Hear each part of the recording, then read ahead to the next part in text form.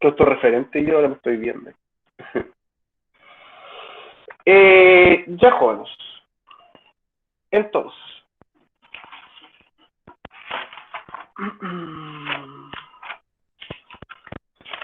yo me estoy guiando en unos libritos para hacerles clases, chiquillos, porque como había que seleccionar el contenido que fuera, que sirviera, ¿cierto?, para la PTU, entonces, el material que uno no tenía preparado, porque la prueba de transición es nueva.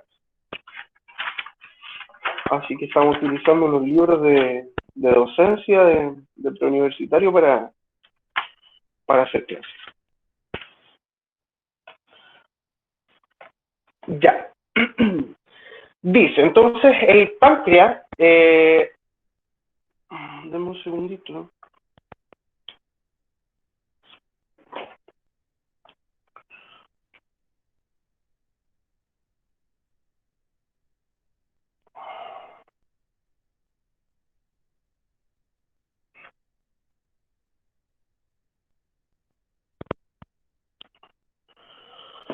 Ya. Entonces, el páncreas es una célula mixta, ¿cierto? Que va a presentar características que corresponden a glándulas tanto endocrinas como exocrinas, ¿cierto? ¿Alguien se acuerda en qué se diferenciaban las glándulas endocrinas de exocrinas? ¿Alguien que me pueda decir? Así, básicamente. Chiquillos.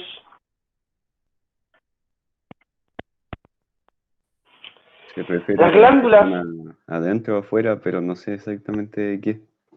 las glándulas exocrinas y endocrinas, claro, efectivamente dice la palabra, hay algunos que están para afuera y otros que están para adentro. Las glándulas endocrinas son aquellas células, ¿cierto?, que están conectadas con los vasos sanguíneos, ¿ya? Eh, ¿por qué están conectadas a los vasos sanguíneos? Porque tienen que irrigar o producir sustancias que van a vertir a la sangre, que van a ver, y a través de todo nuestro torrente sanguíneo, estas hormonas, estas sustancias que segregan, ¿cierto?, va a viajar a los distintos puntos de nuestro cuerpo para poder generar una acción que se le llama acción hormonal, ¿cierto?, que es producida por la hormona y es un efecto que va a tener sobre nuestro cuerpo, ¿ya? Y en cambio las glándulas exocrinas son, de hecho aquí se los voy a mostrar nuevamente, ¿cierto?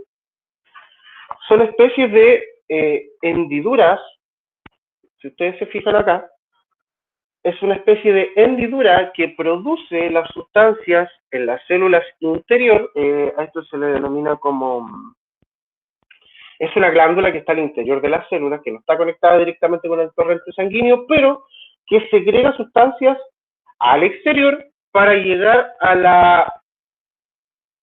para poder conectar con la zona exterior de la otra célula y poder generar una respuesta, ¿ya? Una zona exterior de las células me refiero a, por ejemplo, Entonces, interactuar de una ¿cómo célula con otra. entonces ¿Disculpa? produce sustancias, dijo? El segundo, Sí, en el segundo que estaba explicando. ya, produce sustancias, ¿cierto? Al interior de la glándula que son dirigidos a través de un conducto que se llama conducto, sé que tenía otro nombre, que se llama conducto, ¿cierto? Y las transporta a través de este conducto y las libera al exterior de la célula o del órgano que la está produciendo, ¿ya? Eh, por ejemplo, eh, células que producen este tipo de secreciones, aquellas que están, que son productoras de mucosidad, por ejemplo, en nuestra nariz, donde se produce la mucosidad, ocurren esta especie de hoyitos, de covecos, de invaginaciones que se llaman, donde al interior de estas células, de estas glándulas, ¿cierto?, se van a producir estas sustancias, van a atravesar los conductos que tienen y se van a liberar al exterior. Entonces, todos aquellos que tengan epitelios mucosos, como por ejemplo la boca, la nariz, el estómago, el intestino, ¿cierto? Van a tener pequeños orificios de donde van a aparecer estas hormonas, ¿ya? Y en eso se va a diferenciar primeramente la exocrina, que es la hormona, o sea, que es la glándula, la célula que produce esta hormona y la dieta al torrente sanguíneo, y en cambio la otra es una hendidura y que a través del conducto va a expeler las señales hormonales. ¿Ya? ¿Quedamos clarito entonces? Entonces, el páncreas tiene esa doble función.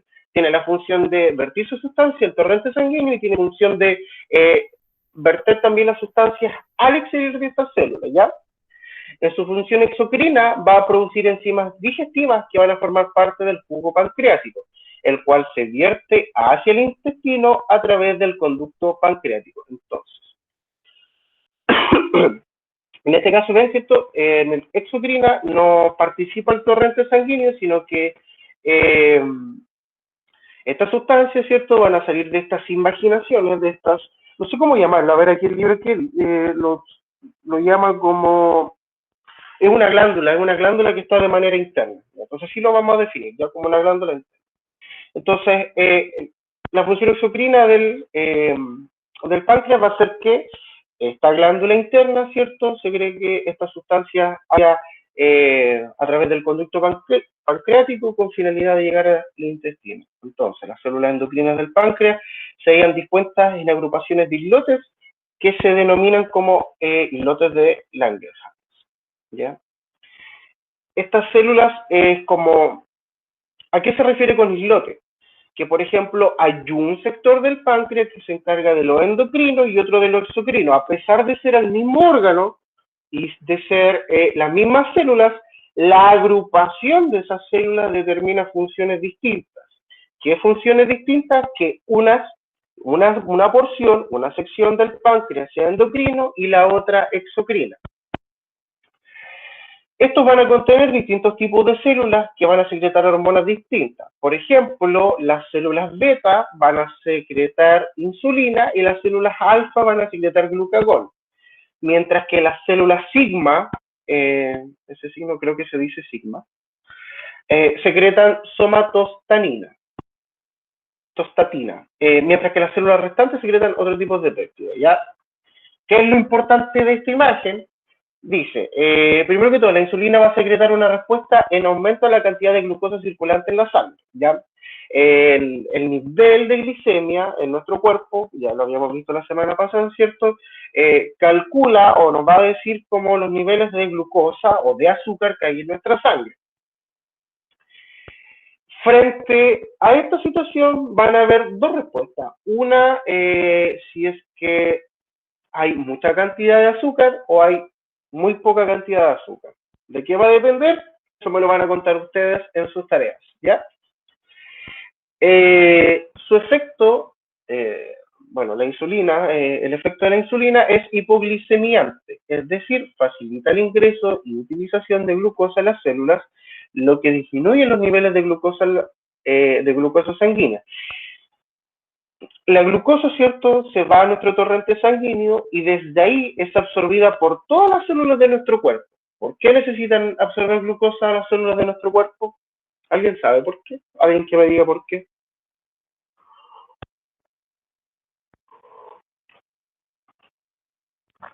¿Para qué es la glucosa? Bueno, mira, nuestro cuerpo necesita una forma de conseguir energía, ¿ya? Y la glucosa es uno de los compuestos principales que nos ayudan a producir energía en nuestro organismo. Pero su exceso, el exceso de glucosa, que usted lo puede conseguir en el pan, en los tallarines, en todo lo que tenga que ver con esa gama, ¿cierto? Usted va a conseguir glucosa, los dulces que usted se come, ¿cierto? Y eso lo va a utilizar para producir energía. Pero ese exceso o esa poca ingesta va a tener distintos efectos en su organismo.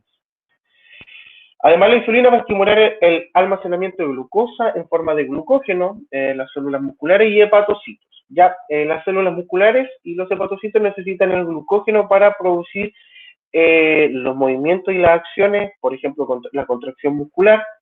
Entonces es necesario que ellos transformen la glucosa en glucógeno porque esa va a ser como la moneda de cambio que va a tener, en este caso, el páncreas, ¿ya? La otra hormona que se produce y que produce un efecto contrario, ¿cierto? A la insulina dice es el glucagón y dice esta hormona se secreta cuando la glicemia disminuye, estimulando la degradación del glucógeno almacenado en el hígado y en el músculo para obtener glucosa la que se libera la sangre. Imagínense, aquí, ¿quién es deportista así como, no que juegue LOL, no de eSports, sino que así como que practique fútbol? Que hay chiquillas que practican también deporte, creo que voleibol, ¿cierto? ¿Alguien por ahí, hay alguna aquí de voleibol? ¿O de algún deporte así oficial que practique en el colegio o algo?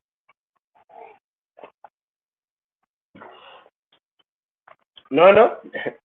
Ya, entonces dice que, ¿cierto? Cuando nosotros hacemos ejercicio llegamos a un punto que nos sentimos así como debiluchos y nos sentimos cansados y ya. Aquí, cuando eso ocurre, el glucagón hace su efecto debido a que nosotros estamos utilizando energía, por lo tanto estamos utilizando la glucosa en la sangre, y al sentirnos quedarnos sin energía, ¿qué ocurre? Después de un rato, a la falta de glucosa en la sangre, el glucagón va a hacer su efecto y va a decir, ok, se tiene que comenzar a secretar. ¿Por qué? Porque en nuestro hígado y en las células de los músculos, ¿cierto? Tenemos guardado glucosa. Esta glucosa, ¿cierto?, se va a liberar a la sangre y va a permitir que yo siga teniendo energía o pueda seguir realizando procesos de esfuerzo mayor. ¿Por qué? Porque, bueno, una vez que se gasta toda la energía, ¿cierto?, sentimos esta especie de debilidad, pero al rato después, o a los minutos después, o al cabo de hidratarnos, o esperar a que el glucagón se produzca, ¿cierto? Vamos a volver a tener energía y vamos a poder seguir haciendo actividad física. Cuando usted recién empieza a bajar de peso, y esto para que les sirva de tips, que yo creo que quizás lo pueden saber, cuando usted realmente empieza a bajar de peso, cuando usted gasta toda su energía, descansa 2 minutos, 3, 4 minutos, 5 a lo más, ¿cierto? Y vuelve a hacer ejercicio,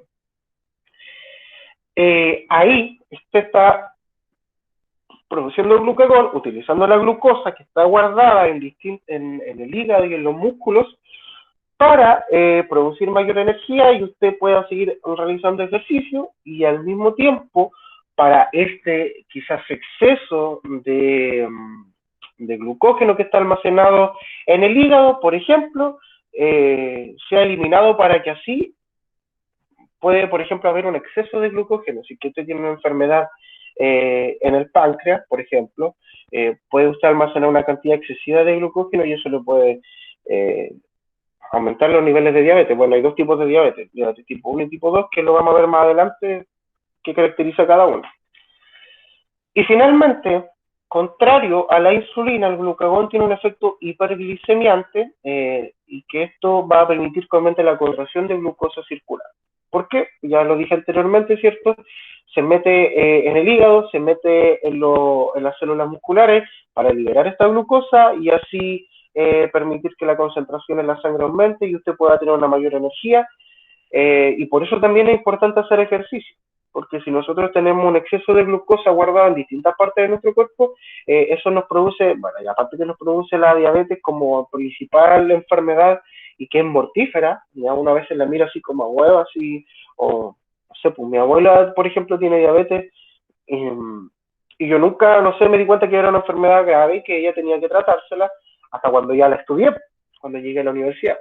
Antes de eso, no, uno tenía la concepción, el conocimiento de que la padecía, pero no de los efectos, ¿ya? Entonces, y por ejemplo, ¿qué pasa si no? A ver, aquí quiero una respuesta. ¿Qué pasa si el glucagón se pasa y empieza a liberar mucha glucosa a la sangre? ¿Qué va a pasar, chiquillos?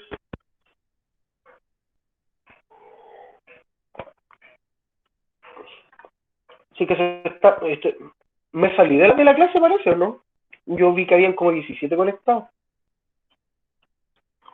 Porque siempre habla el Martín, o habla la Francesca, por ejemplo, habla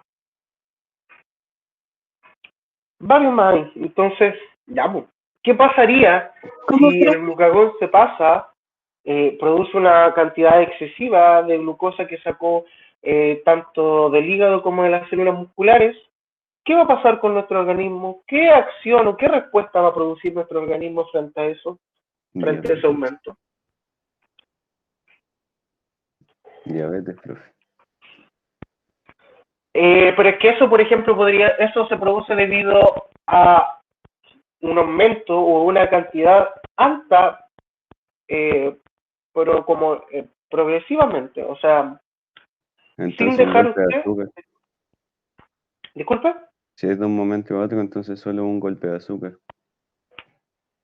Claro, entonces, claro, que eso es lo mismo que aumenta la concentración de glucosa, es lo mismo que aumente la cantidad de azúcar o que haya un golpe de azúcar, porque efectivamente, si produce mucho, hay un aumento excesivo de azúcar, pero ¿qué va a pasar? Porque nuestro organismo tiene que regular el contenido de los elementos que hay en nuestro cuerpo. Y eso también tiene que ver con la glucosa, ya con los compuestos que nosotros ingerimos. ¿Y qué va a pasar con esta glucosa? O sea, su nivel es tan alto en la sangre que nuestro páncreas tiene que hacer o decir algo. Porque va a decir, oh, Liberar ok, hay caleta de secretar una glucosa. hormona. ¿Qué hormona tiene que secretar? La glicemia, ¿no? La insulina. La La glicemia insulina. es como el término de los niveles de azúcar en la sangre. ¿Ya? El estudio de los niveles de azúcar en la sangre. Entonces, claro, frente a una gran cantidad de glucosa en la sangre, la insulina, como tiene un efecto hipoglicemiante, va a hacer que nuestras células absorban, sinteticen una mayor cantidad de glucosa y así va a disminuir los niveles sanguíneos. ¿Ya? Eso es pregunta PSU.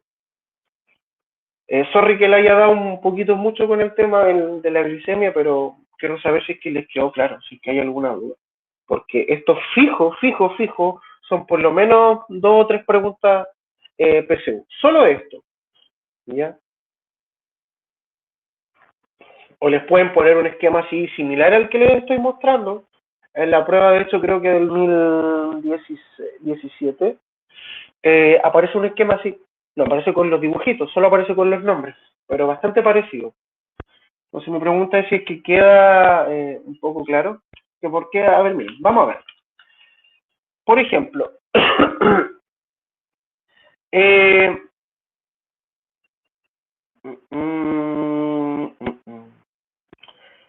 ya, entonces, por ejemplo, las células alfa van a aumentar la producción. Bueno, cuando disminuye la glicemia, ¿cierto? Se disminuye. Entonces, estas células alfa van a producir el efecto de producción de glucagón, ya tal cual lo hice aquí, ¿cierto? Va a aumentar frente a la disminución de la glicemia o de la glucosa en la sangre, ¿cierto? Se aumenta la producción de glucagón. ¿Qué va a hacer? Aumentando la glicemia. ¿Por qué? Porque produce una ruptura del glucógeno tanto en el hígado como en las células las células musculares, ¿cierto? ¿Qué va a provocar eso? Que se libere glucosa, la liberación de la glucosa del hígado, ¿cierto? A la sangre. Y por ejemplo, si tenemos un aumento y así comemos un alimento que nos va a aumentar la glicemia, ¿cierto? Esto, al aumentar la cantidad de glicemia o de glucosa en la sangre, ¿cierto? Se va a estimular a través de las células beta la producción de insulina. ¿Y qué nos va a permitir la producción de insulina? Que se pueda absorber la glucosa y se almacene glucógeno por el hígado y las células musculares. Y así es lo mismo. ¿Y qué pasa si disminuye la glicemia? Se inhibe la acción de las células beta. ¿Y qué pasa si se aumenta la glicemia? Se inhibe la acción de las células alfa. Entonces, este cuadrito ejemplifica muy bien, a modo de resumen, esto último que hemos estado viendo, cómo se controla la glicemia, la glucosa, ¿cierto?, a través del páncreas. ¿Alguna duda, chiquillos? ¿A seguir? No, profe, ninguna. No, profe. Súper. Trastornos endocrinos del páncreas. Nosotros vamos a estudiar en esta instancia solamente la diabetes mellitus porque, bueno, yo revisé algunas pruebas y creo que solo preguntan sobre esas. No vi preguntas sobre otro trastorno. Entonces en eso nos vamos a centrar, ¿ya? Los principales trastornos endocrinos están relacionados con una elevada concentración de glucosa en la sangre, hasta el punto en que el exceso de azúcar se excreta en la orina, ¿ya? Esta enfermedad, y ahí eso pasa como hay una cantidad tan grande en nuestra sangre de azúcar que ya no da abasto con simplemente guardarla a las células que ya habíamos mencionado con anterioridad, ¿cierto? Las estructuras que habíamos mencionado, sino que además hay un exceso tan grande y la producción, en este caso para contrarrestar la glucosa, no es suficiente, se termina excretando por la orina, ¿ya? O sea, todos nuestros filtros que tiene nuestro cuerpo para decir, ok, estos son desechos, se hacen insuficientes frente a un exceso de azúcar en la sangre. Esta enfermedad, conocida como diabetes mellitus, se debe a que el páncreas es incapaz de producir insulina o a una imposibilidad del organismo, que eso puede ser por factores genéticos, en especial de las células musculares, tejido adiposo y las células hepáticas, para reconocer la insulina circulante y por lo tanto de utilizar la glucosa que se encuentra en la sangre. Entonces, cuando alguien tiene diabetes, su páncreas no puede producir insulina. ¿Por qué? Acuérdense que la insulina era para disminuir las concentraciones de azúcar. ¿Por qué? Porque esa insulina que está circulante, ¿cierto? Al haber una gran cantidad y un exceso, llega a saturar nuestro órgano y por lo tanto jamás va a reconocer los niveles de insulina que hay en nuestra sangre. No va a reconocer variaciones ni diferencias, ¿ya? Va a pensar que, porque dice que es incapaz de producir insulina, o sea, el páncreas ya no se está dando cuenta de que hay una gran cantidad de glucosa en la sangre, hay una gran cantidad de azúcar en la sangre y que yo tengo que contrarrestarlo. Profe, ¿Por qué? Porque han habido niveles tan altos que finalmente el cuerpo se adapta a todo el ambiente y por lo tanto termina normalizando esos altos niveles y no produce su acción. Dígame. y la insulina que se inyecta en las personas diabéticas, ¿a dónde se va? ¿Directamente a la sangre? ¿Cómo? Sí, pues es que lo que pasa es que usted se inyecta la insulina, ¿cierto? Y esta va a ser absorbida nosotros tenemos células musculares en muchas partes de nuestro cuerpo, hasta partes donde no se lo imagina. Entonces, si yo inyecto insulina por ejemplo, hay gente que se inyecta en la guata, ¿cierto? ¿Por qué? Porque es una forma más cercana de llegar a nuestro páncreas, ¿ya? ¿Por qué? Nosotros metimos una jeringa, ¿cierto? Ingresamos esta insulina y esta insulina se va a repartir por todas las venas, arterias y vénulas que tenemos en nuestro cuerpo, ¿ya? El hecho ya de que ingrese a un sector de nuestro mismo va a permitir que a través de nuestro torrente sanguíneo se esparza por diferentes lados, por diferentes sectores de nuestro cuerpo. Y esa insulina es la que va a permitir que nuestras células musculares, que nuestros tejidos hepáticos, adiposos, ¿cierto?, absorban esa insulina para que no haya tanta en la sangre. Y la única forma de producir la insulina, de obtener la insulina es de dos maneras. Solo por el páncreas o inyectándose. Entonces, si su páncreas ya no diferencia los niveles de azúcar en la sangre, usted se tiene que inyectar insulina para que esa insulina, esa hormona que no está produciendo su páncreas, producto de la diabetes, haga acción de una forma no natural, sino que a través de un medicamento, que en este caso es la inyección de la insulina. Eso no es malo, es bueno. De hecho, es la forma de contrarrestar el efecto de la diabetes. ¿Qué características tienen las personas que padecen de diabetes, que suelen manifestar? Tienen polidipsia, que es el exceso a la sed, una persona que anda con mucha sed, ingestas de alimentos, ¿cierto? Aquella persona que se da como atracones de comida. A mí me pasa con las cosas dulces, con los chocolates. Me puedo comer todos los chocolates de la vida, entonces eso, por ejemplo, también es un indicio de que pudiese haber diabetes. Y la orina excesiva, ¿ya? Nuestro cuerpo necesita una manera de botar lo que está en nuestra sangre y que no es absorbido por las distintas células de nuestro cuerpo. ¿De qué forma uno excreta lo circulante en nuestro cuerpo? A través de la orina. Y se reconocen dos tipos de diabetes, ¿cierto? Diabetes mellitus tipo 1 y tipo 2. La diabetes es una enfermedad de convalencia prolongada y causa una muerte temprana si no se trata adecuadamente. Chiquillos, la diabetes, de hecho, les voy a ser sincero, para que ustedes, para la vida, así. Yo soy gordito, pero ya no tomé mucho el caso, pero quizá ustedes sí, después todavía. Bueno, yo igual, pero ustedes tienen más probabilidad de tener éxito que yo. ¿Qué ocurre? La diabetes es una enfermedad que, no, lo voy a tomar desde otro punto mejor. A veces cuando nosotros nos enteramos de que yo tengo, bueno, yo estudiaba en Conce, ¿cierto? Allá me hice bastante amigos de distintas carreras cuando era profesor, colegas de matemática, otros de lenguaje, de inglés, historia, ya así, de básica, diferencial, mucha gente. Entonces, dentro de ese grupo de gente, yo tenía un grupito de amigos particulares, que eran como mis 5 mejores amigos de la universidad, mi grupito. Hombres y mujeres, un grupo mixto. Y resulta que un día, uno de ellos era voy a inventar mejor, era de básica, de pedagogía en básica, que estudiaba así. Igual estudiaba pedagogía como nosotros.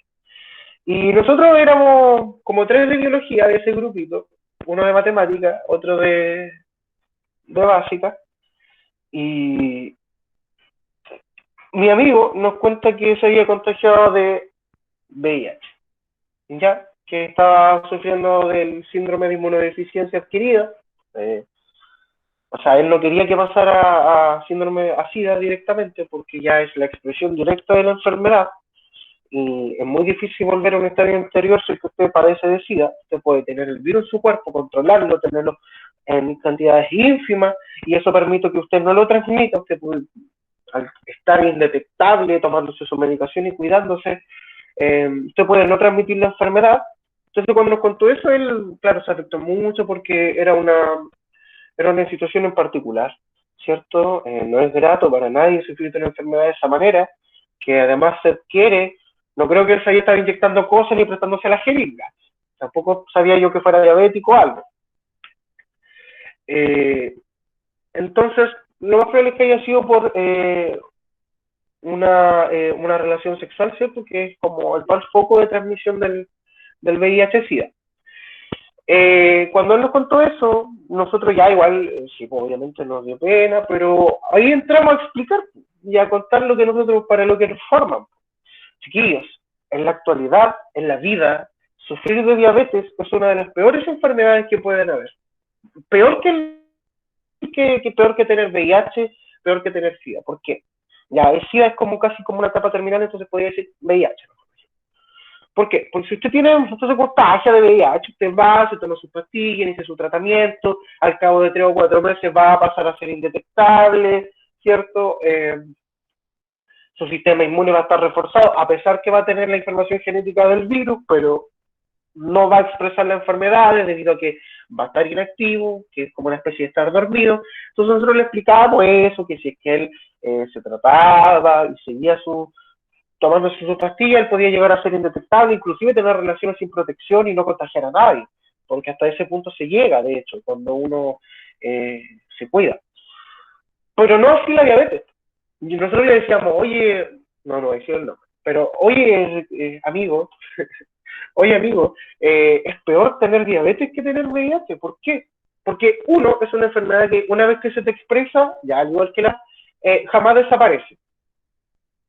Pero la diferencia a la diabetes mellitus y al VIH es que, bueno, aparte del método de acción y cómo se adquiere y bla, bla, bla, pero precisamente porque la diabetes es una enfermedad convaleciente prolongada, convaleciente. Eso quiere decir que usted la adquiere y va a sufrir, literalmente sufrir, ya sea más o menos, ya van a haber meses en donde usted, por ejemplo, puede no tener plata para comprarse su insulina o puede no tener el acceso al sistema público para adquirirla. Y ahí su cuerpo va a sufrir. Entonces, y por normativas, bueno, todos debemos acceder a estos tratamientos, tanto el de VIH como el de la diabetes. Pero hay un desgastamiento excesivo y prolongado durante toda la vida, independiente si es tipo 1 y tipo 2. En cambio, con el VIH uno se toma sus pastillas, 2-3 meses, ¿cierto? Vuelve a tu estado normal y ya se estudia normal como si nada, como si no tuvieras nada. Lo único que tienes que acordarte es de tomarte la pastilla al día. ya por eso es todo. En cambio, la diabetes es una enfermedad que termina uno, no como colador, con orificios por todos lados, pero sí son inyecciones que hay gente que se inyecta 3 veces en el día, 2 veces en el día, o ya inclusive inyectarse una vez al día, no sé, es engorroso, es doloroso, es esclavizante también. Y bueno, y al igual que el VIH, sí ocurre una muerte temprana si es que esto no es tratado adecuadamente. Pero, por ejemplo, hoy en día una persona con VIH que se toma sus pastillas puede vivir toda su vida como si nada, así feliz de la vida y con pareja estable, teniendo inclusive, aunque no es lo recomendable, pero teniendo relaciones sin protección y sin transmitir, lo que sí, bueno, transmite esas características a su hijo. Pues es el único problema. Pero en cambio el diabetes, si tenemos una diabetes tipo 2, bueno, ahí vamos a ver en la siguiente diapositiva. Entonces, estas inyecciones de insulina que se colocan diariamente los diabéticos de tipo 1 son parte de una tecnología que les facilita realizar sus actividades sin problema, ¿ya? Con esto me refiero a las actividades endocrinas, ¿ya? A las actividades que produce el páncreas, ¿cierto? Ya que no puede trabajar el páncreas, esta inyección de insulina va a permitir que se contrarreste el efecto de la no producción de insulina, ¿ya? La diabetes mellitus dependiente de insulina, y esa se caracteriza se llama socialmente por diabetes tipo 1, y hay otro tipo de diabetes que es la resistente a la insulina, que se denomina como diabetes tipo 2. La tipo 1, que es dependiente de insulina, dice se produce cuando el páncreas no puede producir insulina o la produce en cantidad insuficiente debido a la destrucción o daño de las células beta pancreáticas. De esta forma, la glucosa sanguínea no puede ser incorporada a la célula. Entonces,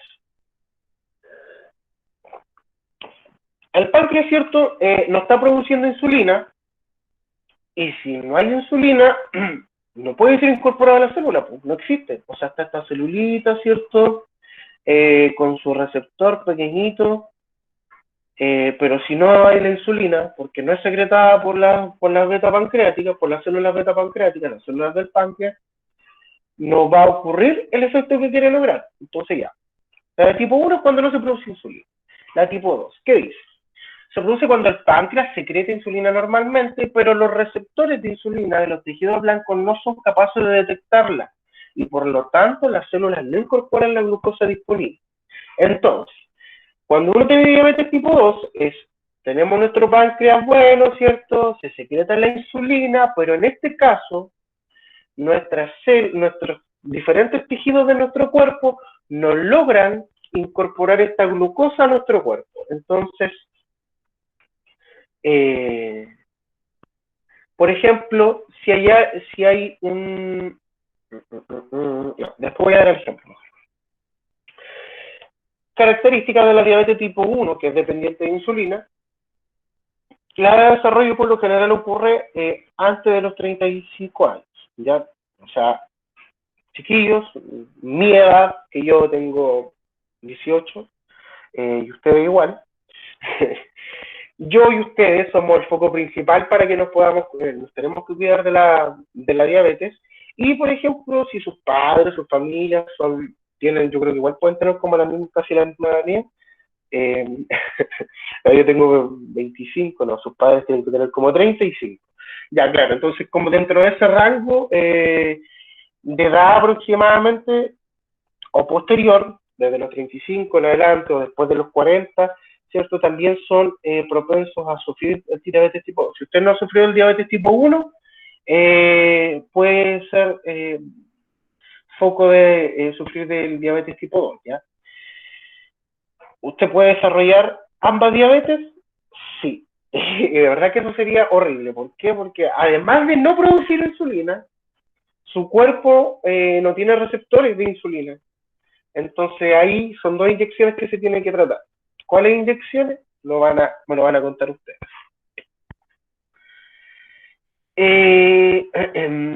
Bueno, en el caso de la diabetes tipo 1, los síntomas son derivados de la hiperglicemia, o sea, cuando hay un volumen excesivo de orina, sensación de hambre y sed, delgadez, debilidad y falta de concentración. ¿Ya? Esos son síntomas y efectos que van a caracterizar la diabetes tipo 1 previo a los 35 años. O sea, a esto me refiero, por ejemplo, si a usted antes no le costaba concentrarse y, por ejemplo, no está consumiendo sustancias ilícitas que en las neuronas y le afectan la concentración, lo más probable es que usted pueda puede ser una de las causas de la diabetes. Y el tratamiento frente a la diabetes tipo 1, bueno, son inyecciones diarias de insulina, una dieta controlada, ¿cierto? Que se base en un consumo ínfimo o pequeño de glucosa y mucho ejercicio. Mucho ejercicio. Ya vimos anteriormente por qué, ¿cierto? Porque hay mucha glucosa en nuestro cuerpo, mucha glucosa en nuestra sangre, en nuestras células musculares, ¿cierto? Pancreáticas, y necesitamos gastarla, necesitamos eliminarla, ¿cierto? Para que cuando comamos otro alimento, esos otros alimentos guarden su glucosa en estas células. Entonces necesitamos eliminarlo y por lo tanto el ejercicio. Tenemos que cansarnos y seguir haciendo ejercicio para poder sacar esta reserva que está. En la diabetes tipo 2, entonces, ¿cuáles son sus síntomas? No presenta síntomas hasta que la diabetes progresa, momento en que empieza a manifestarse aumento de la sed, orina, irritación ocular y exceso de peso. Entonces, aquella persona que sufre de diabetes tipo 2, por lo general, ¿cierto?, va a tener un exceso de peso debido a que su insulina, debido a que la glucosa se mantiene constantemente en el torrente sanguíneo. Como nuestras células son resistentes a la insulina porque nuestro receptor está dañado o en ese caso está ladeado y no logra recibir directamente la insulina, entonces no puede sintetizar. Por lo general, ¿cierto? Ahí hay un exceso de peso. El tratamiento es mediante una dieta controlada, fármacos hipoglicemiantes y en algunos casos insulina, ¿ya? Por ejemplo, sufrir de ambas, si usted sufre de diabetes tipo 2, hay una gran posibilidad de que usted también sufra de diabetes tipo 1, que tenga diabetes tipo 1 y 2. Entonces ahí en ese caso, además de los fármacos hipoglicemiantes, les van a... puede, por ejemplo, también ocurrir la inyección de insulina o en algunos casos otros medicamentos, ¿ya? Aquí quiero que me escuchen un poquitito porque necesito leerles algo.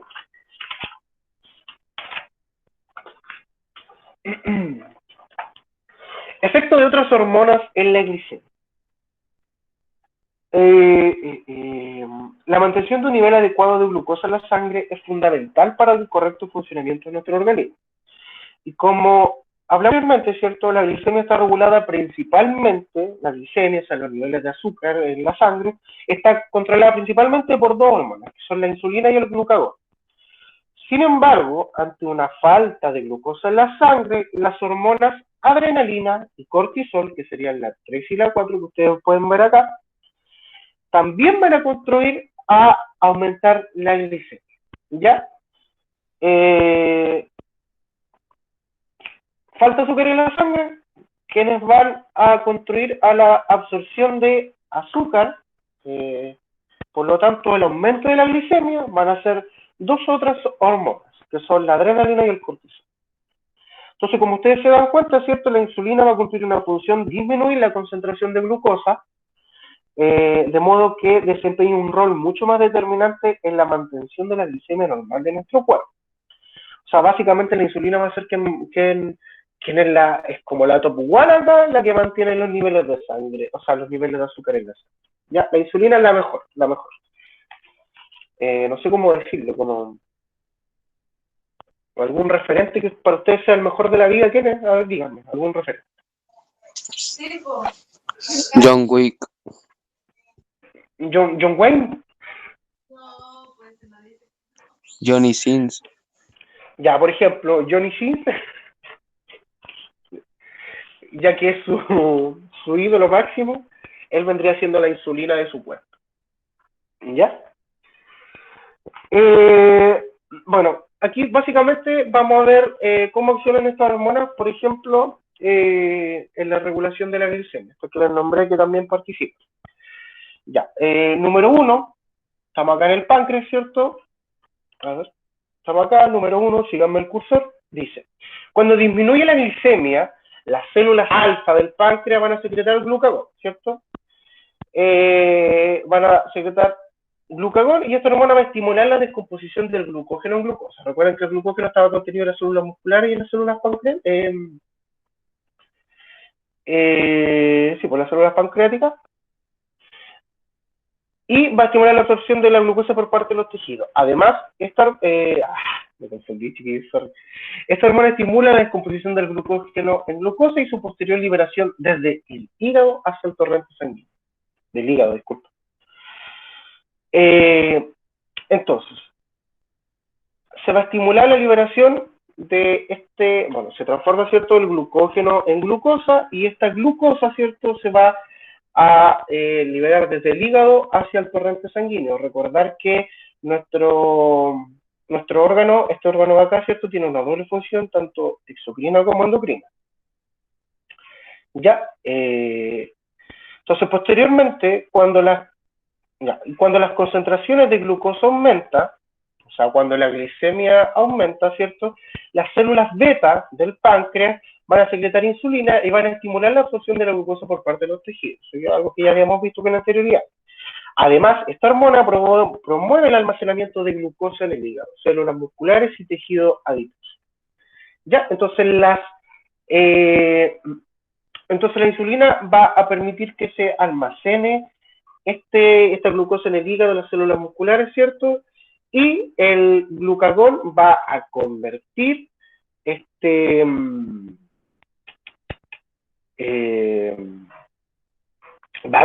glucógeno en glucosa, que finalmente lo va a terminar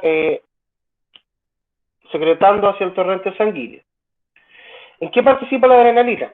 La adrenalina es una hormona secretada por las glándulas suprarrenales en respuesta a situaciones de estrés. Ya la adrenalina, cuando dice, no sé, ¿alguien ha ido a Fantasilandia alguna vez, por ejemplo? Cuando uno se sube al Raptor y va adelante. Yo solo he ido una vez. Era muy pobre para poder ir más veces. Fui de grande, de hecho. Entonces, cuando uno va en el Raptor y se sube adelante, así en la montaña rusa, que se le llama el Raptor, uno que va con los pies colgando, así mirando el suelo, se sube al Raptor y uno siente todo el rato adrenalina, ¿cierto? ¿Por qué? Porque hay una situación de estrés, ya sea estrés bueno, estrés malo, o esa situación de estrés particular, que uno está a una gran cantidad de altura, ¿cierto? Y cuando te pasas por la montaña rusa, o algunos que se han subido a otras, ¿cierto? Eso te produce esa situación de estrés que activa tus sentidos, ¿cierto? Va a producir, la glándula suprarrenal va a producir la adrenalina, ¿cierto?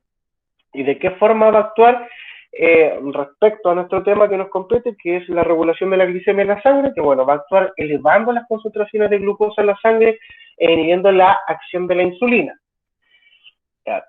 Elevando las concentraciones de glucosa en la sangre. ¿De qué forma? Frente a estas situaciones de estrés, ¿cierto? También se va a producir esta especie de descomposición de glucógeno en glucosa, ¿ya? Son situaciones de estrés, por lo tanto, todo nuestro cuerpo está alerta. Y de cierto punto, digamos que en este caso se están desprendiendo de esto que está en exceso, que en este caso es esta glucosa guardada en forma de glucógeno al interior de estas células que ya les he mencionado. Entonces, cuando estamos en situaciones de estrés, por ejemplo, cuando hacemos ejercicio, también una situación de estrés, un estrés muscular, y eso va a permitir un estrés, no solamente, estoy estresado, estoy cansado, me quiero morir, no es solamente eso, sino que también el estrés muscular, por ejemplo, se da cuando nosotros hacemos ejercicio excesivo. Entonces, frente a esas situaciones de estrés, que pueden ser situaciones puntuales o situaciones de ejercicio o lo que sea que genere estrés en nuestro cuerpo de manera general, ¿cierto? Va a elevar las concentraciones de glucosa en la sangre mediante esta transformación de glucógeno en glucosa y la va a soltar al torrente sanguíneo. Y por lo tanto, va a inhibir la acción de la insulina, porque la insulina no va a querer producir más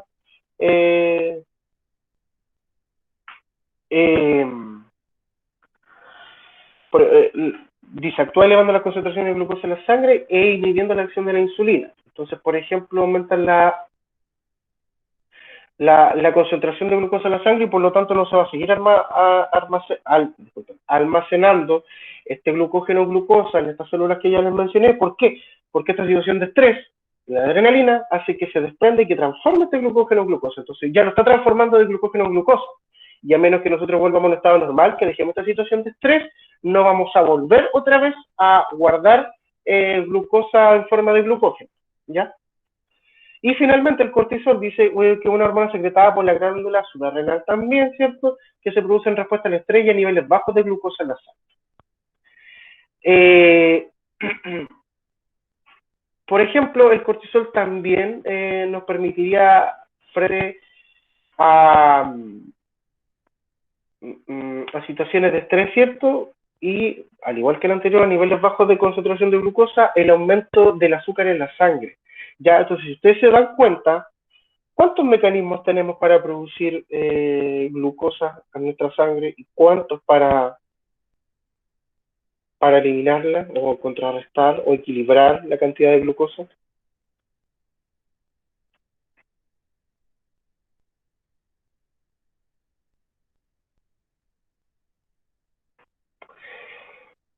Ya.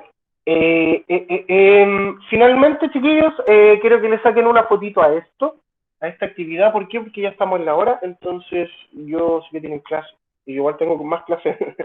Entonces, esta va a quedar una pequeña tarita con la cual vamos a comenzar la próxima semana, ¿ya?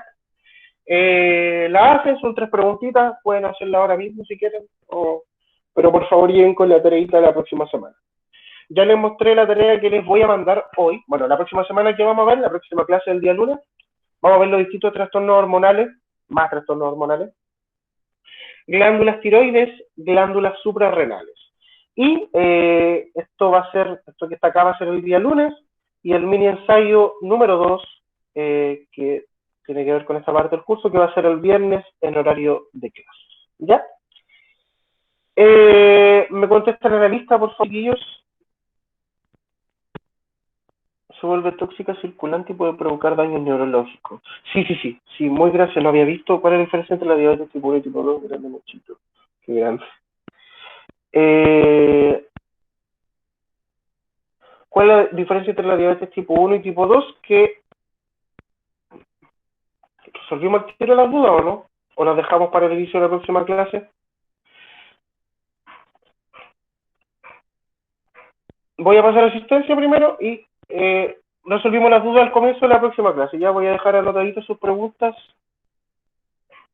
Voy a poner su enunciado que me escribió ahí. Y con eso yo parto la próxima semana, ¿ya? Con sus preguntitas y con revisarle este pequeño análisis.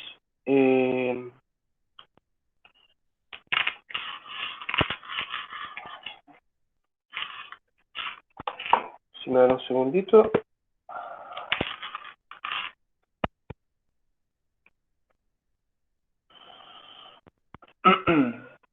Ya.